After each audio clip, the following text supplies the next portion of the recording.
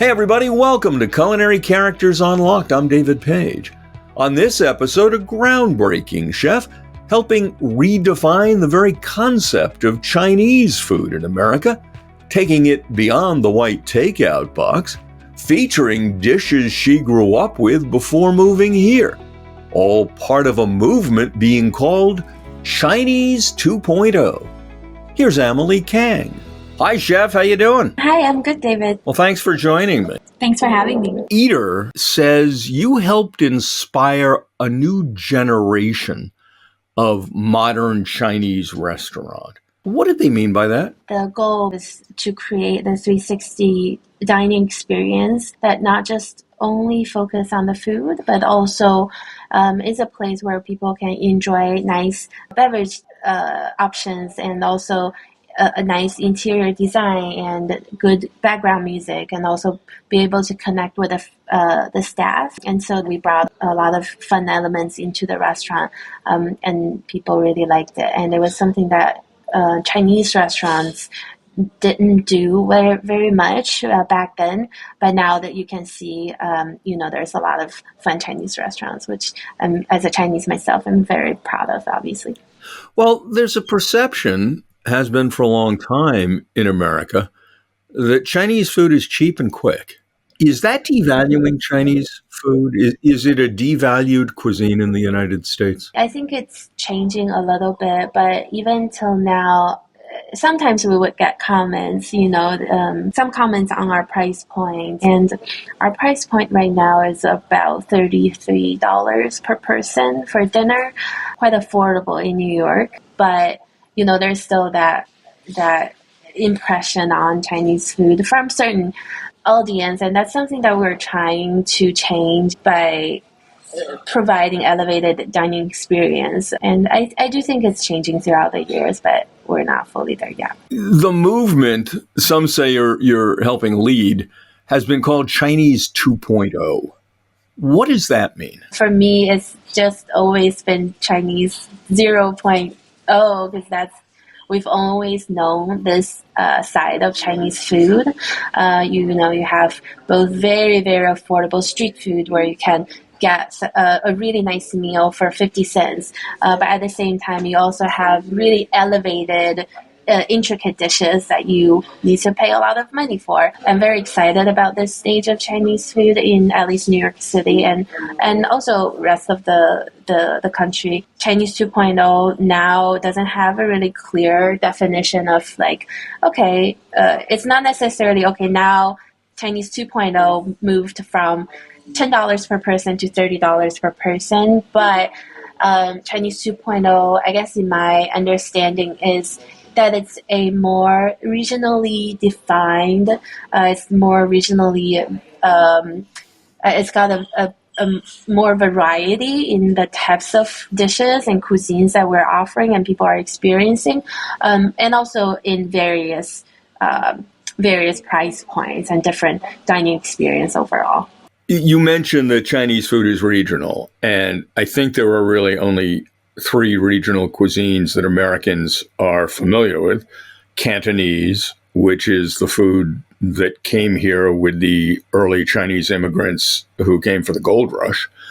Szechuan and Hunan, that became popular in the 70s, the 80s.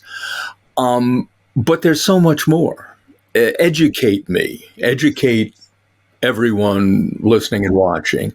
How broad is the differentiation between various regional cuisines in China? Yeah, I mean, I moved here when I was 18, and even now I'm still just learning and experiencing the entire spectrum of Chinese cuisine. It was actually, we had a fun conversation at my own dinner table with my dad and my husband, who is American, and we were talking about different ways that Chinese people eat our dumplings.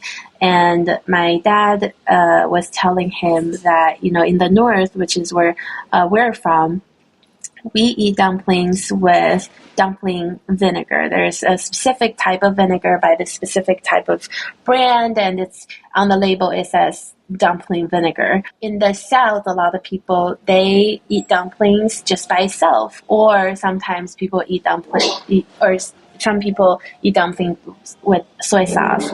In my restaurant, my chef, he's from, Sichuan area, and our dumpling sauce in the restaurant is a mixture of soy sauce and vinegar. There is no right or wrong way. It's very interesting sometimes. I think just from my personal experience, we have a lot of comments on the authenticity of things. Isn't that a terrible word when you're interpreting a cuisine?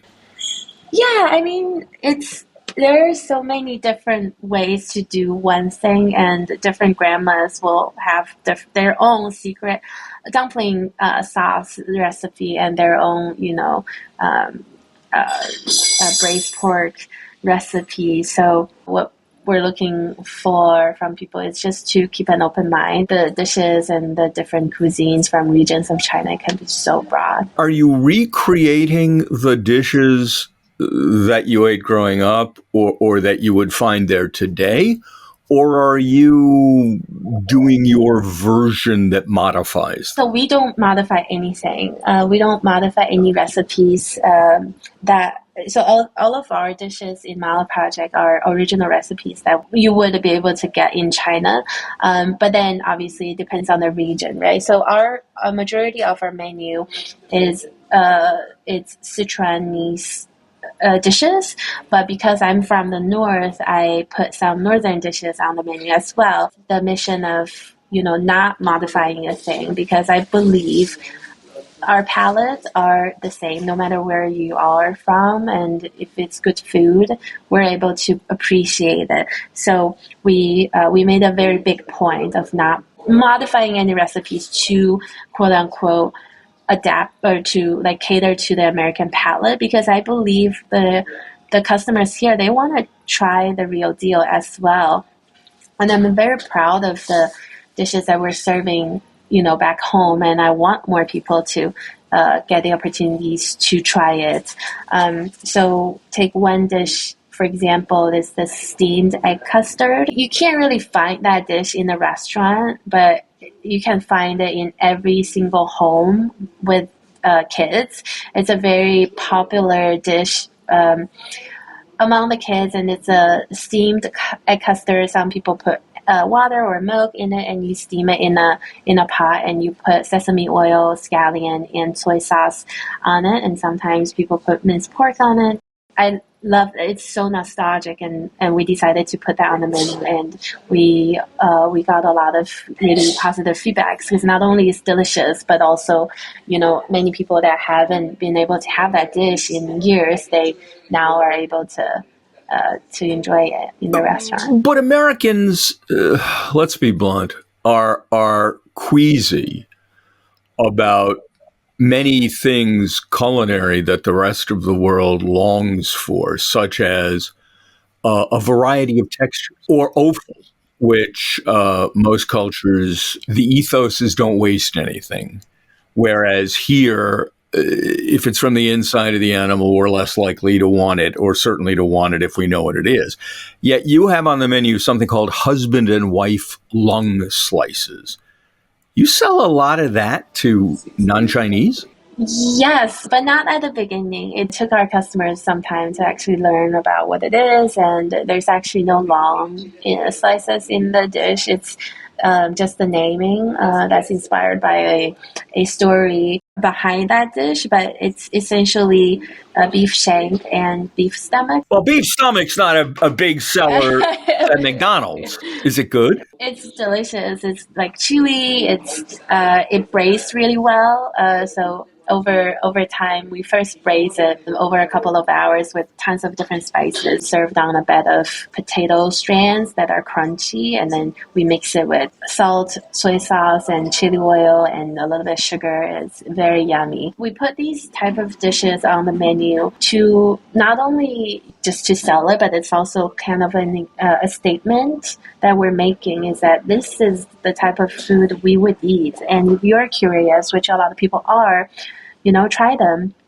And over time, it became one of our top sellers, And actually. the makeup of your clientele. Maybe 50-50 Asian and non-Asian. So it's quite a diverse mix of clientele. And this is why I love the industry so much, is that different groups of people will come into the restaurant at different times based on their own culture.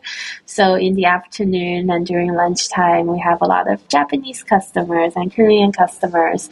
And after 8 p.m., we have a lot of Indian customers, and a lot of our American customers will, drink at a bar and have a snack at the bar. And it's a very interesting scene in the restaurant, and we love to celebrate that as well. You talk about texture, you talk about foods that Americans are not used to. You have intestine on the menu, gizzard, not just intestine, pig intestine, tripe, tongue, which is a staple in traditional Jewish delis. The joke was it's the only dish that tastes back. But you also have Spam. Is that a nod to America, or is that a dish actually eaten in China? Oh, yeah, we eat a lot of Spam. Actually, I was surprised to learn that Spam has a bad rep to some people in America, because we love Spam in China. We put it in hot pot, dry pot. A lot of fried rice has Spam. Yeah, I grew up on Spam. It's funny you talk about texture. In Hong Kong, I wanted to eat local and finally convinced the concierge at our hotel that I was serious. We went downstairs. He sent us to a place. We went downstairs, opened the door. It was a huge dining room, communal tables. It was dim sum, so I'm pointing around. And I point at one basket, and a gentleman behind me who hasn't said a word, we've been there for quite a while, he pipes up, and this is his quote: "That not for you." It was duck foot, and of course I had to try it. I saw it as kind of a flavor delivery system like eggplant. I mean, the duck foot itself didn't seem to have a flavor. It had a texture. Am I wrong? Do you do poultry feet? Yeah, we used to have this wonderful pickled chicken feet with pickled chili pepper. And to be honest, it's not one of our top sellers, but we had fun serving it and selling it to people who haven't tried it, and also a lot of fun selling it to people who have tried it and know about it. It's just an overall very rewarding experience. And we try to do stuff like that on the menu and rotate them, because obviously, they're not the moneymaker for a small restaurant, but it's always fun to have them on the menu, just so you are making that kind of statement, and also open it up to people who do have the courage like yourself to try different new things. So what are the moneymakers? Fortunately, or maybe unfortunately, your typical fried rice, dumplings, scallion pancake, fried noodles, and those are always the top sellers. Well, your specialty is a dish you really hadn't even eaten until you moved to Beijing for high school. You grew up a couple hours away, right? Yes, that's right. And you moved to Beijing, and you were introduced to dry pot or hot pot? Dry pot. Which is what? So dry pot is essentially make your own bowl. You have a list of about 70 to 90 different ingredients, from beef to poultry, seafood, variety of veggies, and soy product. And it's stir-fried, so you pick all of the ingredients that you would like to either share with a big group. Then you get a big dry pot, or you pick a smaller bowl for yourself, and you get a smaller dry pot. And then it's the kitchen will prepare it with tons of different spices and chili peppers. You also pick your own spicy level that you prefer. And then typically it comes with a couple of sides of appetizers and starters and side of rice that you can enjoy. So a typical dry pot for one person might look like, sliced beef, chicken heart would be for me, bok choy, broccoli, and glass noodles. That's mild spicy. And why chicken heart? I love chicken heart. I love how meaty it is. I love the nutrition benefit behind it. And it's not, being in America, it's not something that you can get all the time. So whenever I have the opportunity, I make sure to eat it. Again, much of the world eats offal. When I was taken to the New World Mall in Flushing, Queens, which is aimed at an immigrant Chinese population, and I tried dry pot. I went for the artery, which was fine. I went for the tendon, which was fine. Seems to me there were a couple of other things. I don't think I went for the tripe. I've never been a big tripe fan. But what are the big sellers for dry pot at your place? Dry pot, yeah, for sure. Sliced beef is our number one, and Is beef significantly consumed in China? We definitely eat beef. I wouldn't say it's the most popular animal on our dinner table. You get your pork and your chicken, definitely a lot of fish and seafood these days. Beef, typically, it would be considered da cai, which is like big dish. So whether if it's a beef stew or like a beef saute, it's definitely considered like a main thing, whether, and a lot of families definitely have beef as a staple on their dinner table, but yeah, we do eat it, and sliced beef tend to be very popular in both dry pot and hot pots. What's the difference between dry pot and hot pot? So dry pot it's when it's served, it's already made, and it's ready to eat, and the server bring it to the table. You can immediately share it with your friends. And hot pot is where you have a big pot of broth. Sometimes, very often, you get 2 types of broth or even 3 types of broth. That's different flavors. Maybe one spicy and one is with pork bone or maybe tomato. And then you have raw meats and veggies, raw ingredients that you can cook in front of you, very similar to Korean or Japanese shabu shabu. Yeah. Chinese food, you mentioned tomato a minute ago, and I remember talking to you a few years back for my book, and you told me something that shocked me, which was that scrambled eggs and tomato had become a big dish among young people in China. You were just back there, right? Yes. Okay. Yeah. What would surprise me that's popular among diners in China right now? Scrambled eggs and tomatoes still hip? Oh, yeah. I mean, it's not even hip. It's a long time staple. Everybody has their version of tomato and egg. Every grandma has their own version. My grandma makes mine with a little bit sandy white sugar and black vinegar. That it's just add on the sweet and sourness. Tomato and egg is a very, very popular and typical dish. There is this one I haven't even tried it myself. I'm a little hesitant, but it's been around for many, many years and very, very popular, which is called a noodle dish called 螺蛳粉. And you can get that in restaurants. There are different, restaurants that serve it, and you can get it in packets or you can cook it at home. Like ramen?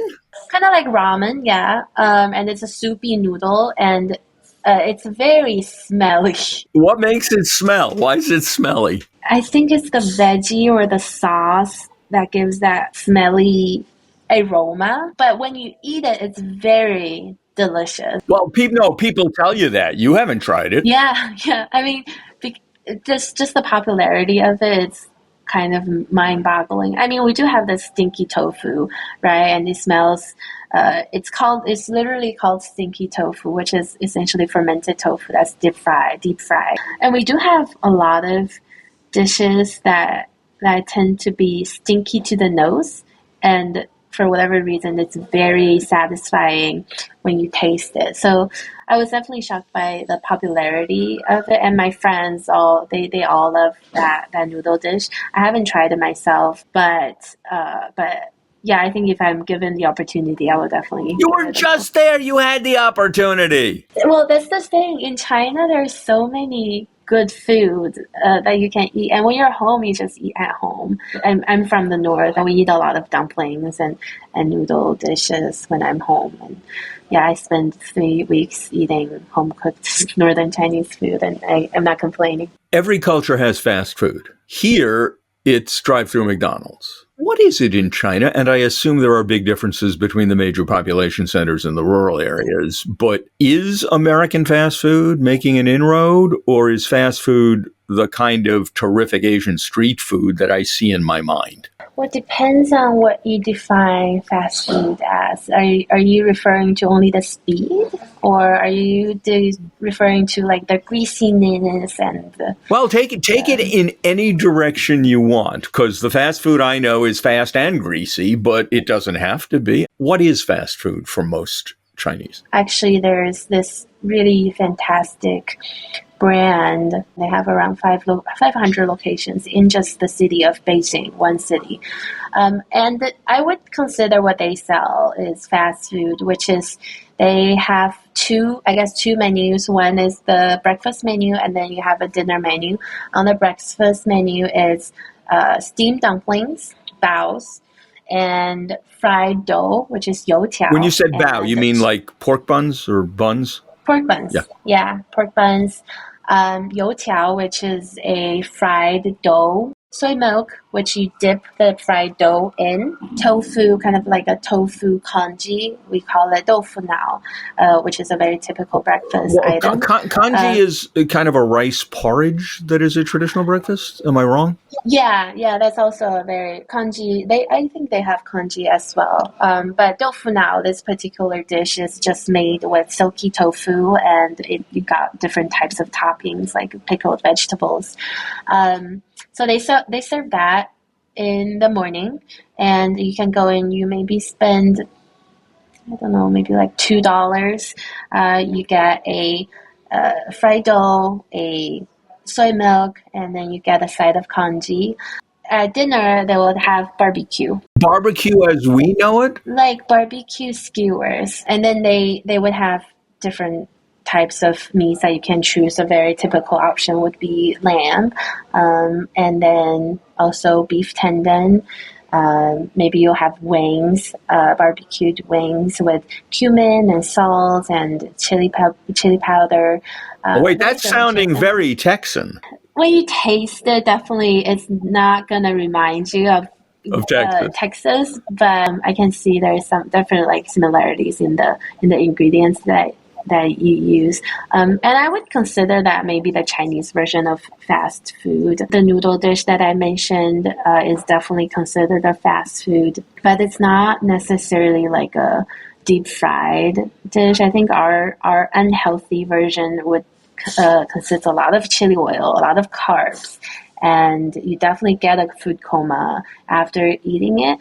But at the same time, it's very satisfying, and it's very cheap. The American perception of Chinese food includes deep fat fried dishes like General Tso's chicken, which has evolved quite differently in the U.S. than as it was originated in Taiwan. Do you eat stuff like that?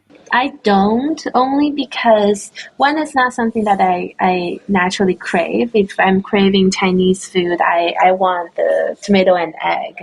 And two, there are so many wonderful options in American cuisine as well. And if I'm not in the Chinese food mood, we would be making a shepherd's pie, or I'll have a hot dog, or like a burger, or a really nice piece of steak. How did you become a chef? At what age did you say to yourself, this is fun? And how did it happen? What was the process? I approached my mother when I was in high school about to apply for college and come to the States and go to college here, because I started taking a baking class, and then I realized I was spending way more time baking with my teacher and looking up fun restaurants to go to than the time that I was spending on actually studying for SAT and looking up my major, which is supposed to be in media or advertising. And then I realized I just don't want to be in an office. I much prefer to be active on my feet. And because I was taking baking class, that kind of felt, like a natural path that I was doing my research in. And then I realized there's this school called the CIA, and they offer Culinary Institute of America in Hyde Park. Yeah, that's right. And I was confident to convince my mom, but I know that I need to give her a bachelor degree. And we don't have a culinary college in China. Wait a country of 1 billion people and there's no culinary school? Not one where you can get a college degree. Gotcha. Yeah, and there's very wonderful culinary schools there. So I applied for the CIA and I came here to be a chef. I had to do this big presentation, Gordon Ramsay and Jamie Oliver to my mom to prove that you can actually build a career being a chef. So Jamie Oliver and Gordon Ramsay convinced your mother to let you go to CIA.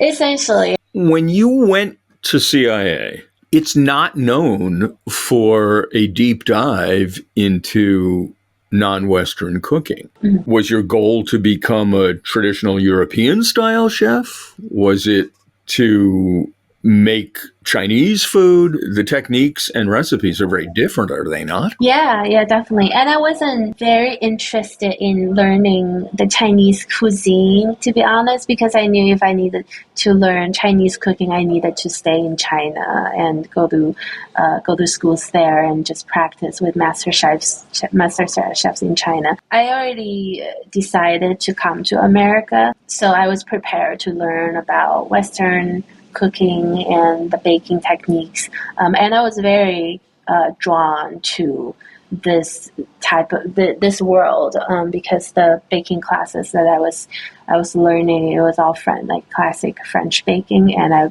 loved it. I loved the butter smell. I loved the pastries, and then I decided to take on the culinary arts rather than baking arts so that I can be exposed to more a bigger variety. Did you work in non-Chinese restaurants after graduation? I worked at Bar Blood by Daniel Blood for a while.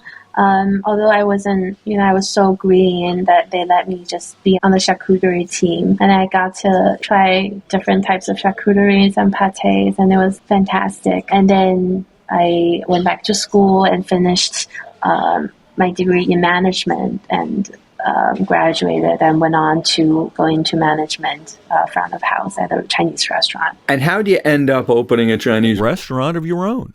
So I was a little lost after finishing working for my previous employer. It was a Chinese restaurant, and they were... Had a Michelin star, didn't it? Yeah, they did. And they kind of... I would say they're the pioneer of revolutionizing Chinese restaurants. What was the name of the place? It was called Cafe China. And they opened up a second location called China Blue. It's this beautiful 3,000 square foot venue in Tribeca serving Shanghainese cuisine. And I was the manager there. So I learned as much as I could. And then my visa was expiring. I was in the process of applying for a work visa. And I kind of just decided, well, if I can't work for someone, maybe I can do my own thing. And I was considering opening a French restaurant, but it didn't feel right. And then, I don't know, all of a sudden one day I was in the shower and I had this idea of, what about dry pot? I love this dish. I used to have it all the time with my family, and I don't think there is one in New York, or at least in Manhattan. The ones that do exist are in the food court in Flushing, all the way out there. So it would be a little easier than opening a Sichuanese restaurant with 60 different dishes on the menu. So then I had a call with my dad and I went for it. Could you stay doing that as opposed to working for someone else? Or did you just kind of wing it for a while? I kind of just winged it for a while. I wasn't gonna get paid anyways if I was working for myself. So yeah, Okay, and fine. then luckily my visa came in time. I know New York is not necessarily representative of all of the country, but do you think Americans are getting any more adventurous when it comes to dining? Oh yeah, definitely. I mean, we're seeing it in front of our eyes. We have pig ears on the menu, and probably before it was. I think now we're selling double amount of it. What's the attraction of pig ear? Is it flavor? Is it texture? What is it? I think mostly it's the texture because it by itself is also it's got that cartilage type of. It's very hard to get flavor in unless you if you braise it a ton and then mix it with different condiments. A lot of people really love that like glutinous cartilage texture. It's very fun to eat. Chinese cuisine, or at least some of it, as I understand it, we're big into boneless stuff. It seems to me that Chinese cuisine is much more interested in things that remain on the bone, like cut up pieces of chicken. Am I right?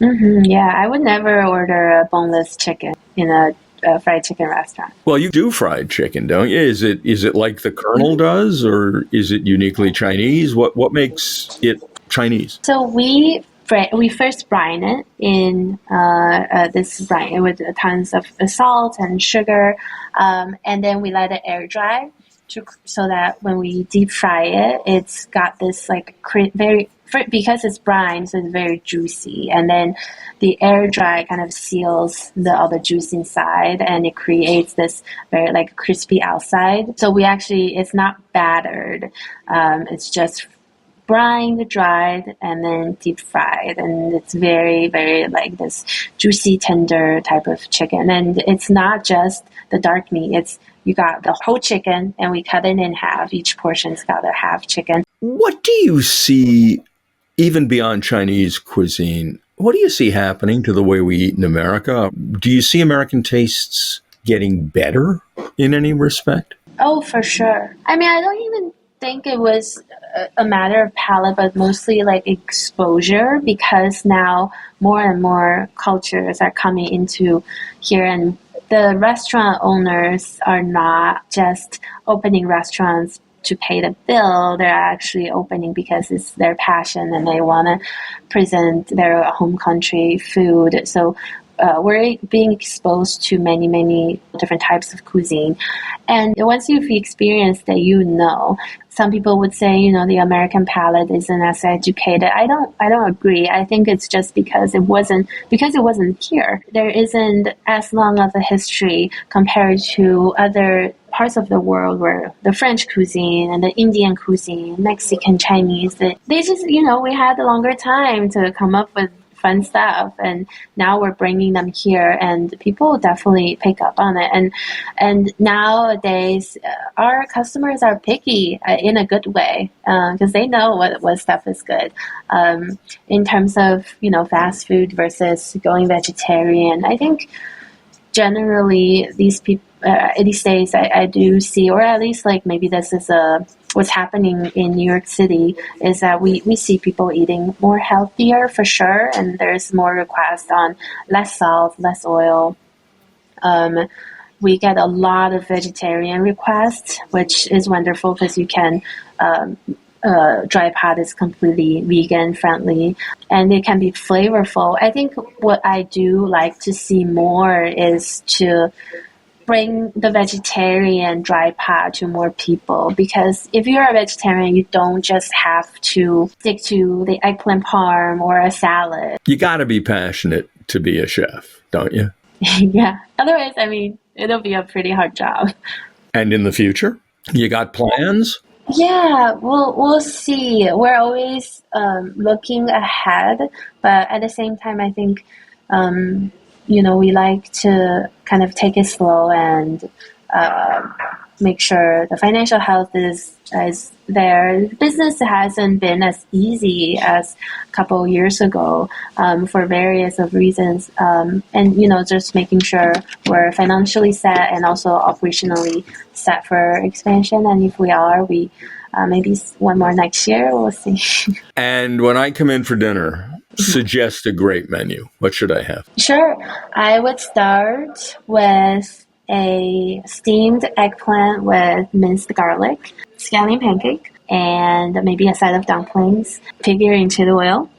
And after that, I would recommend to share a dry pot. And I would say fish fillet, sliced beef, chicken wings. In the dry pot, I can get adventurous if I wish. It's up to me. Yeah.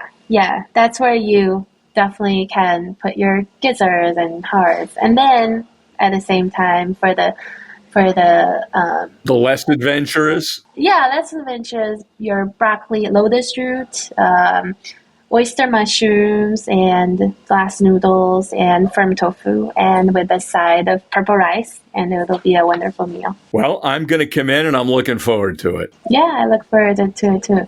Chef, thank you so much for doing this. It's been a real pleasure to talk with you, and best of luck going forward. Thank you so much. Likewise. Amelie Kang on Culinary Characters Unlocked. I'm David Page, and I'll see you next time